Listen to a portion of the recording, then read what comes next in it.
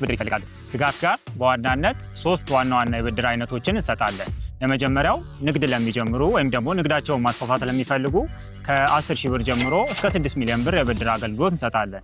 ሌላኛው የብድር አማራጫችን ደግሞ መኪና መግዛት ለሚፈልጉ ወይም ደግሞ መኪናቸውን ማሻሻል ለሚፈልጉ፣ ነዳጅ ከሆነ ወደ ኤሌክትሪክ መቀየር ለሚፈልጉ ተበዳሪዎች፣ ለግል ትራንስፖርት ወይም ደግሞ ለሜትር ትራንስፖርት መስራት ለሚፈልጉ ሰዎች እስከ 6 ሚሊዮን ብር የብድር አገልግሎት እንሰጣለን።